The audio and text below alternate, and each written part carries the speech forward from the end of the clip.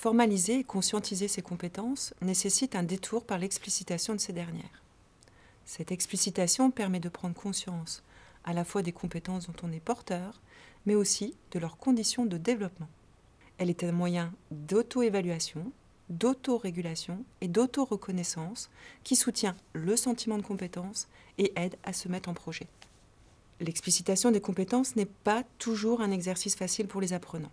Elle peut être soutenue par un certain nombre de techniques issues des milieux de l'analyse du travail ou de l'analyse des pratiques, telles que les débriefings, les vidéoscopies, les analyses d'incidents critiques, les groupes d'analyse des pratiques professionnelles, les instructions du SOSI, les groupes d'entraînement à l'analyse de situation, les entretiens d'explicitation, les entretiens d'autoconfrontation simples ou croisés.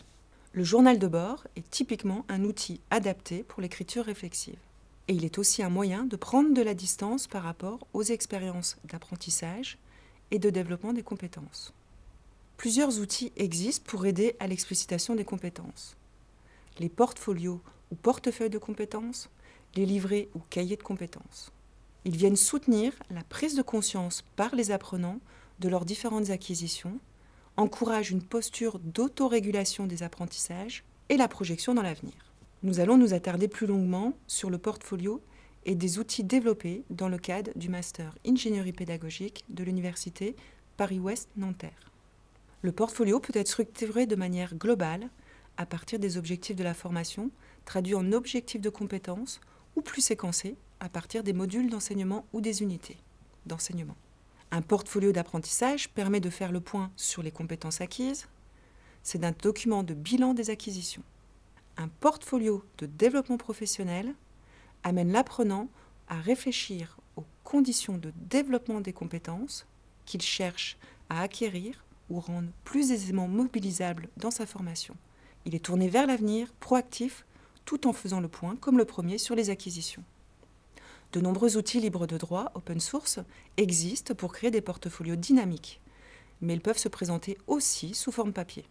Par ailleurs, il est possible de faire appel à des outils très simples d'utilisation, comme celui que nous avons mis en place dans notre Master Ingénierie pédagogique en formation des adultes à l'Université Paris-Ouest Nanterre. L'intérêt de ces outils est qu'ils peuvent être réadaptés à d'autres contextes.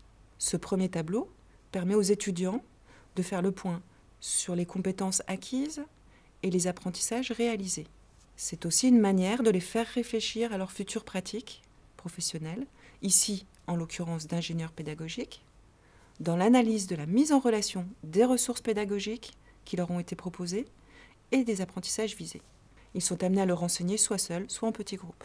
Ce second tableau leur permet de se mettre également en situation professionnelle et de réfléchir à ce qui a freiné ou au contraire stimulé les activités d'apprentissage dans lesquelles ils ont été impliqués, de manière à réfléchir à des dimensions essentielles de leur métier.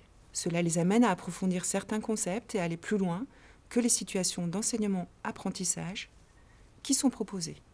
Ils peuvent également travailler à plusieurs et confronter leur point de vue et pratiquer le conflit socio-cognitif. De fil en aiguille, au-delà de conscientiser et expliciter leurs compétences, ils sont de plus en plus capables d'agir dans les situations qu'ils rencontrent. Prendre conscience de ces compétences, de leurs conditions de mobilisation, c'est à la fois faire le point sur ce dont on est porteur, sur sa manière d'apprendre, et élaborer des stratégies pour mieux les mobiliser ou les acquérir.